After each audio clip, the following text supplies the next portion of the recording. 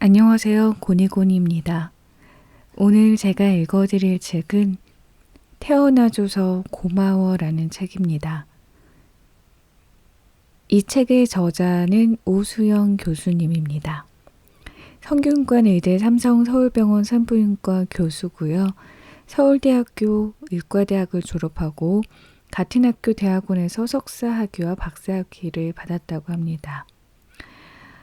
오수영 교수님의 첫 책, 태어나줘서 고마워에는 생명의 탄생을 함께하는 산부인과에서 고위험 임산부를 진료하면서 느낀 순간순간을 담아냈습니다.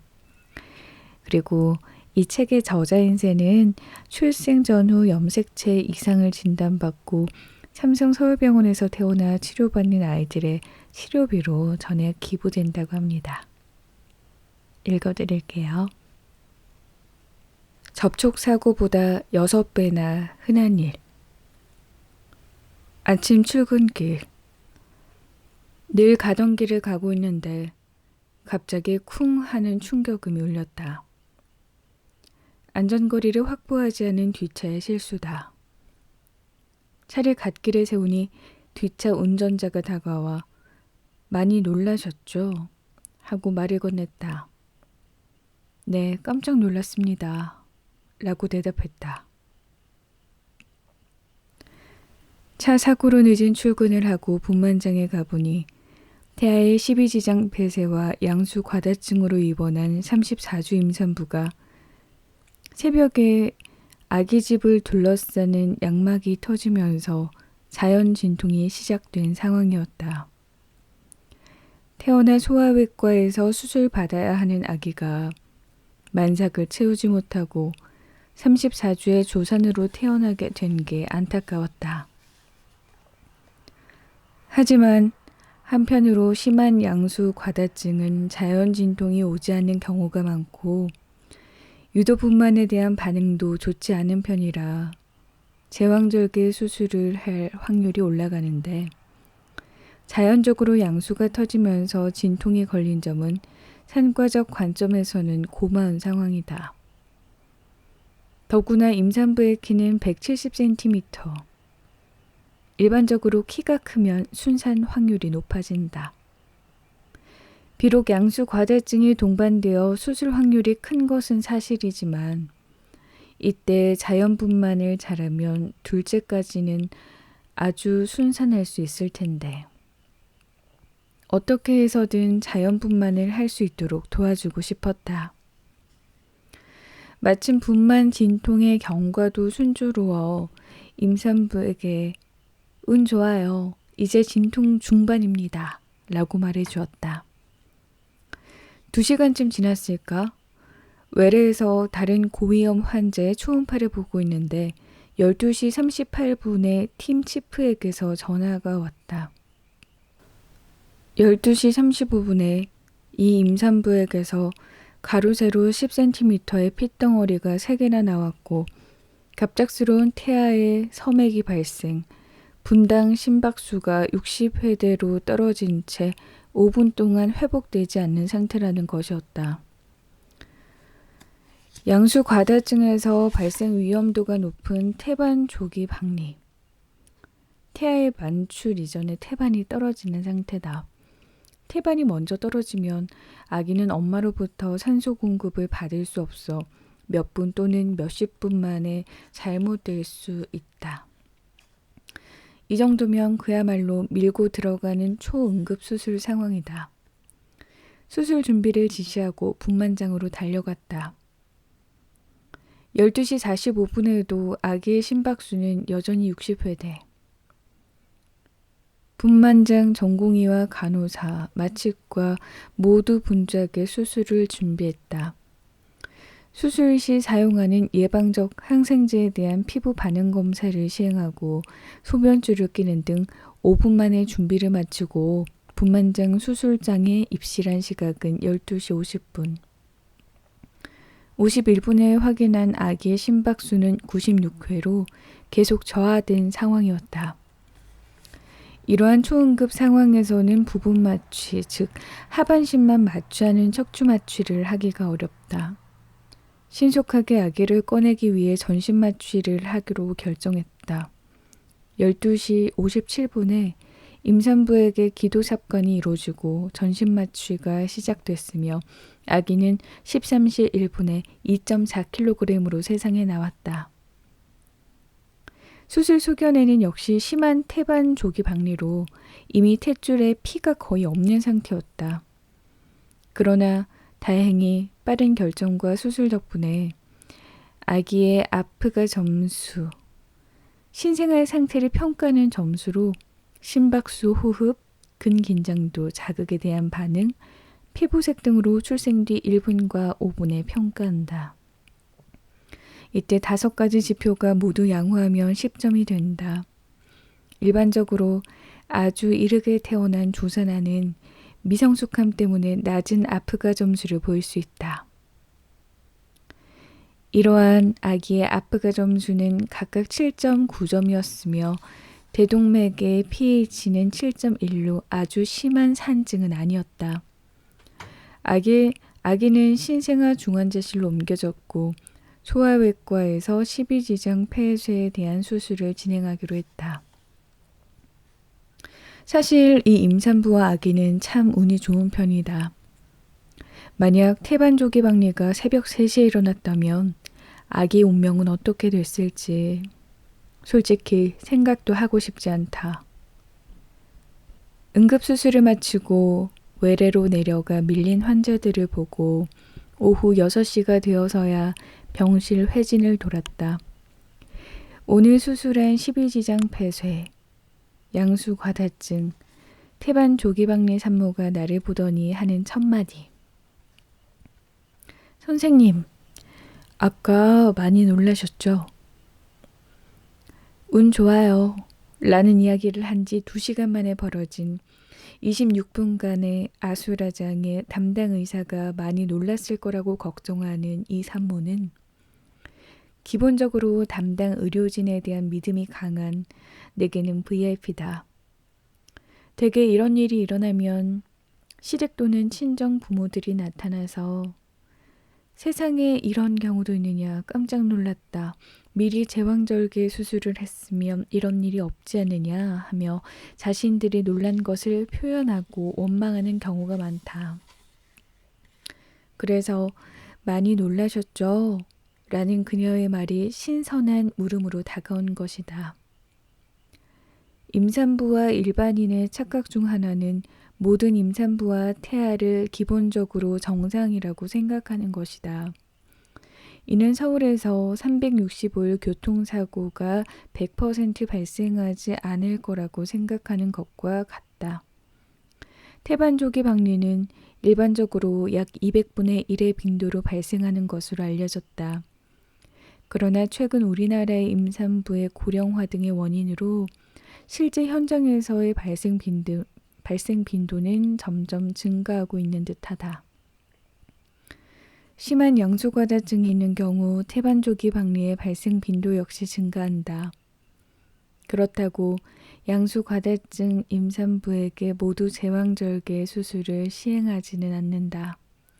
만약 그렇게 한다면 수술로 인한 위험성이 더 커질 것이다. 이는 서울 건널목에서 교통사고가 많이 나니까 모든 건널목을 없애고 지하차도를 만들자는 것과 같다.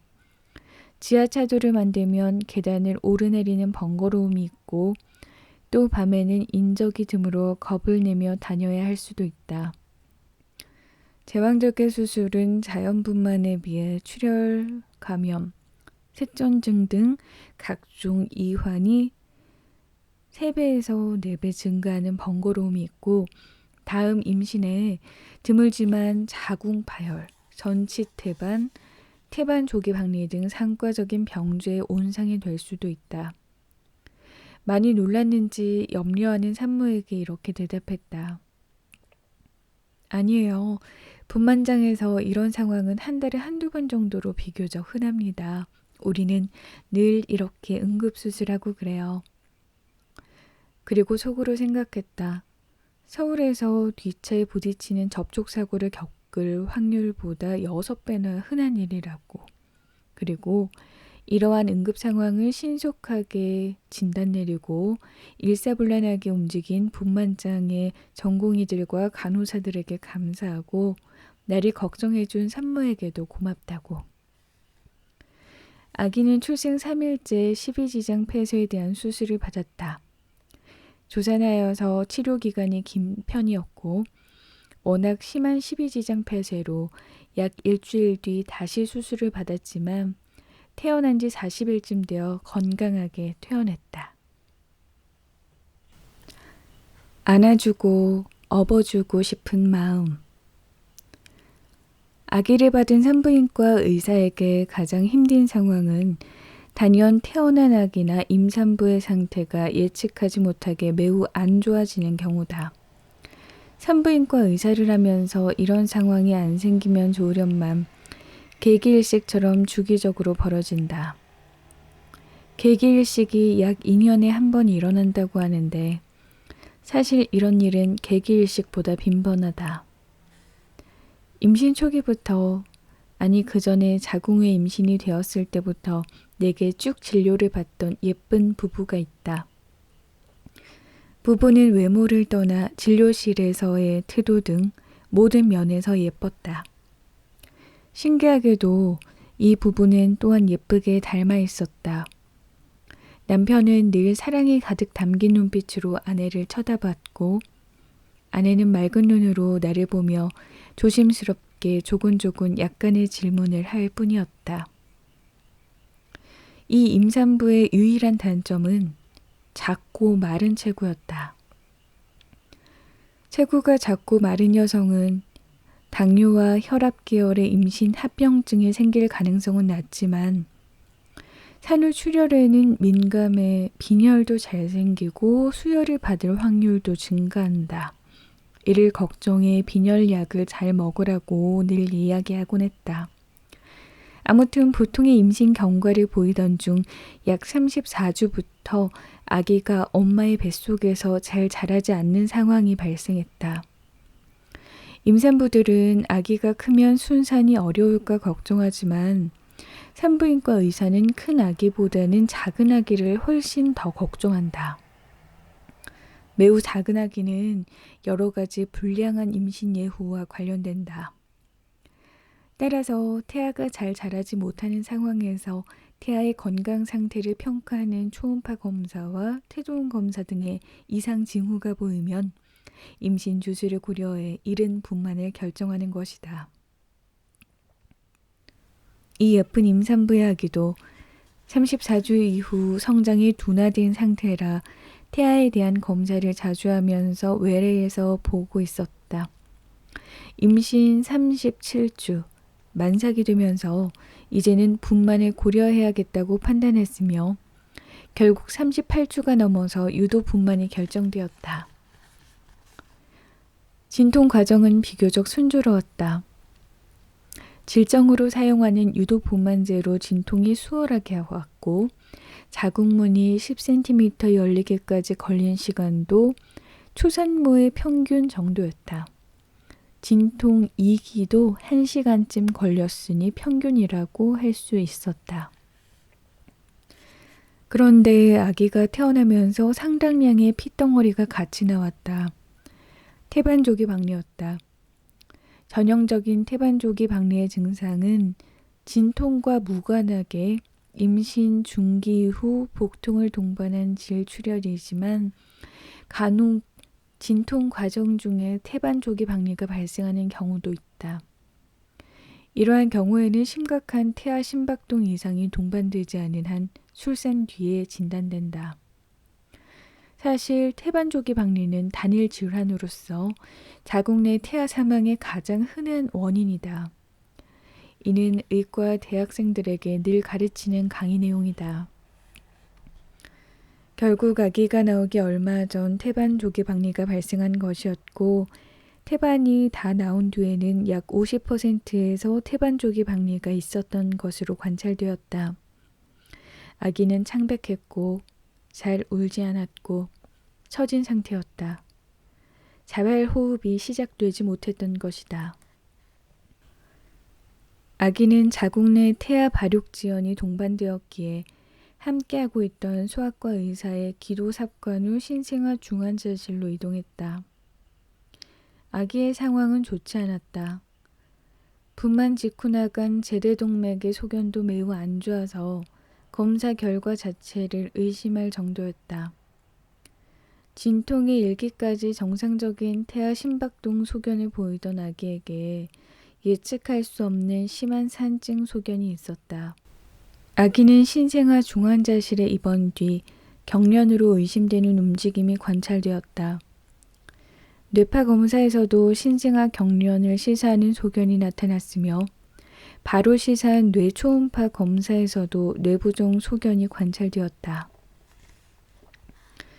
가끔은, 아니 산과적으로는 사실 드물지 않게 의사가 예측하지 못한 응급 상황이 분만 과정에서 임산부와 아기에게 발생하곤 한다. 이런 상황에서 환자가 답답한 만큼 의사도 답답하고 안타깝다. 대개 이런 상황이 되면 그 전에는 보이지도 않던 다른 가족들이 몰려와 의사에게 설명을 요구하는 경우가 허다하고 퇴원하면서 아예 차트를 복사해가는 사람도 있다. 그러나 이 부부는 내 모든 설명을 진지하게 받아들였으며 다른 가족들은 나타나지 않았고 특히 남편은 부인을 잘 위로하고 안심시키려 했다. 아기의 치료는 이제 신생아 중환자실에 있는 소아과 선생님들과 아기를 손끝으로 돌보는 간호사들의 몫이었다. 나는 소아과 교수님에게 모든 상황을 상세히 설명하면서 이 착하고 예쁜 부부에게 불행한 일이 생기지 않도록 해달라고 마치 보호자의 입장인 것처럼 부탁드렸다. 매일 몇 번씩 아기의 차트를 열면서 기도했고 특히 우리 팀 전공의는 매일 신생아 중환자실을 분만장처럼 들락거렸다. 그 일주일은 모두에게 힘든 시간이었지만 이러한 상태에서 가장 침착함을 보이고 의료진을 신뢰한 사람은 바로 산모의 남편이었다. 나도 근심 걱정을 숨길 수가 없었는지 병원에서 복도에서 마주치던 한 내과 교수님이 얼굴에 미소가 없어졌다며 환자가 안 좋아요? 하고 물으실 정도였다. 다행히 지극정성으로 치료받은 아기는 출생 5일째가 되면서 조금씩 회복되기 시작했다. 생후 7일째가 되자 기도 삽관을 제거하고 자바로흡을 하게 되었고 먹는 양도 조금씩 늘어갔다. 이후 검사한 뇌 초음파에서도 뇌부종이 상당히 호전된 경과를 보였고 MRI 검사도 우려한 것보다 양호한 상태를 나타냈다. 무엇보다 아기의 활동도가 좋아지고 이제 뇌파 검사는 정상이 되었다. 아기가 태어난 지 9일째 되는 날, 나는 외래와 응급수술, 분만 등으로 늦은 회진을 하고 분만장에서 나오다가 이 예쁜 산모와 남편을 만나게 되었다. 나는 산모를 와락 안아주었다. 마음 같아선 이 여린 산모를 아기와 함께 업어주고 싶었다. 이 예쁜 부부는 감사하다고 인사를 전했다. 나는 아기가 잘 회복되어서 내가 더 고맙다고 했다. 그렇게 산과 의사로서 나의 어느 금요일이 감사로 마무리되었다. 3주가 지나고 이 산모가 다시 외래로 왔다. 2.3kg으로 작게 태어난 아기가 벌써 3kg이 되었다며 밝게 미소 지으며 연신 감사하다는 인사말을 남기고 갔다. 나는 또 안아주고, 아니 업어주고 싶었다. 아가, 내가 태어나 처음 만난 사람이 나야. 2019년은 우리 병원이 25주년이 되던 해다. 25주년 기념일을 앞두고 병원에서 여러 준비를 했다. 평소에 친하게 지냈고 또한 늘 많은 것을 도와주신 멀티미디어 파트에서 연락이 왔다. 병원의 25주년 기념 동영상을 제작하는 과정에서 우리 병원에서 치료받은 환자의 감사 인터뷰를 취재하고 있는데 산모 추천을 부탁한다는 것이었다. 우리 병원에서 일해온 15년 동안 진료한 수많은 고위험 산모가 머릿속을 지나가다 한순간 갑자기 떠오르는 산모가 있었다. 6년쯤 전이었을까? 인천에 사는 임산부가 외래로 방문했다. 임산부는 중증도 이상의 심각한 심장 질환을 가지고 있었다. 결혼을 한 지는 이미 몇 년이 지났지만 심장 상태가 매우 안 좋아 다니던 병원에서 임신은 불가하다는 이야기를 들었던 터였다. 심장질환이 있는 여성은 고위험 임산부에 속한다. 아주 심한 심장질환이 있으면 간혹 임신 자체를 권장하지 않는 경우도 있다. 그 이유는 임신을 하면 자궁과 태아로 가는 혈류를 유지하기 위해서 심장이 약 1.5배 더 일해야 하기 때문이다. 따라서 임신 전부터 이미 상당한 심장 기능에 저하가 있었다면 임신 유지가 어려울 수 있다. 그럼에도 어렵다, 위험하다, 불가능하다는 것은 각기 다른 의미를 품고 있음을 임산부와 보호자뿐만 아니라 의사도 잘 이해해야 한다. 그녀는 결국 엄마가 되고 싶은 간절한 소망으로 우리 병원을 찾았다. 임신을 하면 본인이 매우 위험해질 수 있는 상황과 아기를 갖고 싶은 열망 사이에 갈등하며 그녀는 아마 셀 수 없이 많은 날 동안 눈물로 베개를 적셨을 것이었다. 그녀는 우리 병원 흉부외과 성기 교수님께 어려운 심장 재수술을 받고 그토록 원하던 임신을 하게 되었다. 이후 우리 병원 내과와 산부인과 진료를 병행했다. 재수술을 했는데도 워낙 심장 기능이 좋지 않았기에 임신 30주를 넘어가면서 신부전 증상이 나타나 입원하게 되었다. 입원 후 2, 3주를 버텼으나 부정맥이 심해져 34주에 유도분만을 결정했다. 심장이 안 좋은 것 자체가 제왕절개 수술에 적응증이 되는 경우는 드물다. 오히려 대부분은 질식분만이 출혈, 감염 등 여러 위험성을 감소시킬 수 있는 분만 방법이 된다. 한편 조산에서의 유도분만은 만삭에서의 유도분만보다 시간이 오래 걸리고 수술 가능성이 증가하는 것도 사실이다. 우리는 유도분만을 통한 질식분만에 최선을 다했으며 결국 그녀는 임신 34주에 3일간 유도분만 과정을 거쳐 2.1kg의 아이를 건강하게 출산했다. 너무나 보람찬 순간이었고 감사했다. 그 당시 갑자기 왜 조선일보 기자에게서 연락이 왔는지 잘 기억나지 않는데 어쨌든 결과적으로 이 고위험 산모의 분만이 신문의 사회면에 80대 심장을 가진 그녀 2.1kg의 딸 출산이라는 제목으로 실리게 되었다. 그리고 산모는 출산 뒤 내과에서 정기적으로 심장에 대한 검사를 해오다가 남편의 직장 문제로 강릉으로 이사를 가게 되었다. 이사 사실을 알게 된 것은 그녀가 출산하고 2년쯤 지나 나와 박성지 교수에게 강릉에 신선한 생선을 보내주었기 때문이다. 아직도 기억이 생생하다. 택배 상자를 열어보니 신선한 오징어와 생선이 그득 들어있었다. 출산하고 2년이 지나서도 나를 기억하고 보내준 하얀 택배 상자는 더할 나위 없는 감사의 선물이었다. 그녀에게 직접 전화해 안부를 묻고 고마운 마음을 전했고 만 2세가 된 예쁜 공주의 사진도 받았다. 아가, 네가 세상에 태어나 처음 만난 사람이 바로 나야. 그리고 엄마가 너를 아주 간절히 원했단다 라고 마음으로 아기에게 인사를 나누었다. 멀티미디어 김철현 파트장님에게 메일을 받고 바로 떠오른 그녀에게 나는 메시지를 보냈고 그토록 힘들게 세상에 나온 딸이 내년에 초등학교 입학을 앞둔 예쁜 꼬마 숙녀가 되었다는 소식을 들었다. 또한 그녀는 흔쾌히 감사한 마음으로 병원 25주년 인터뷰에 응해주기로 했다. 이런 일들로 짧은 오전을 보내고 오후 외래를 시작하는데 첫 환자로 한 여성이 진료실에 들어왔다. 30대 중반의 이 임산부는 임신 6주였고 젊은 여성으로서는 매우 드물게 3주 전 심근경색으로 심장에 스텐트를 넣는 시술을 받은 뒤 일주일 만에 임신 사실을 알게 되었다고 한다. 임산부는 시술한 병원의 산부인과 팀으로부터 방사선 노출 기간이 태아에게 중요한 영향을 주는 시기라고 볼 수 없으니 괜찮을 수도 있다는 의견을 들었다.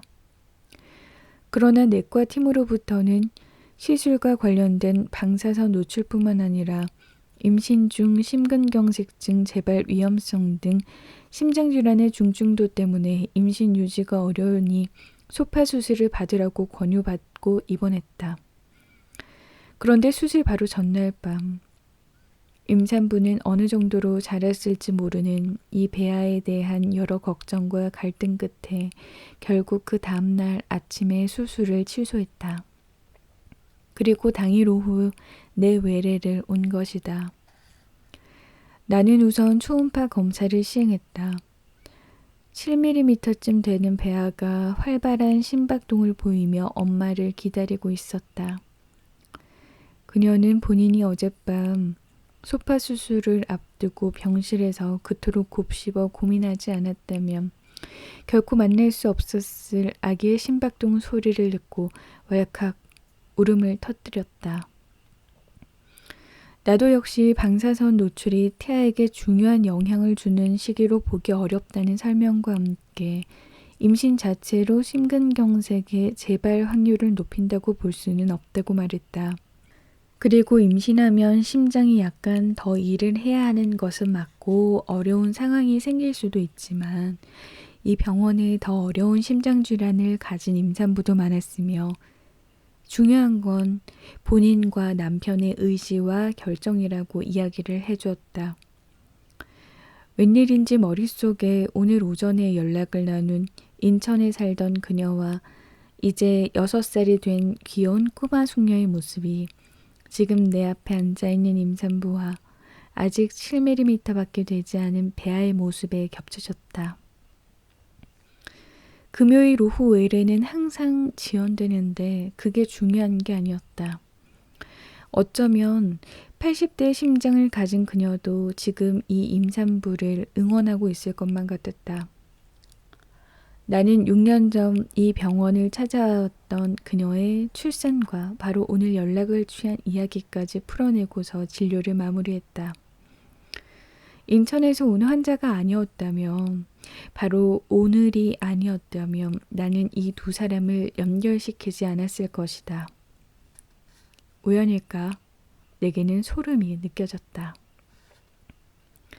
일주일 뒤 병원 멀티미디어 파트에서 강릉에 사는 그녀를 인터뷰하기 위해 출발한다고 했다.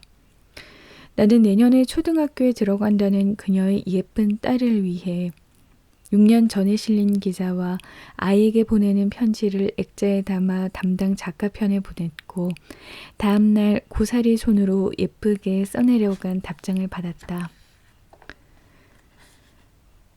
심근경색 치료를 받고 임신을 유지하기로 결정한 임산부의 아기에게도 나중에 자신이 얼마나 소중한 존재인지 이 세상에서 가장 먼저 만나는 사람으로서 알려줄 것이다.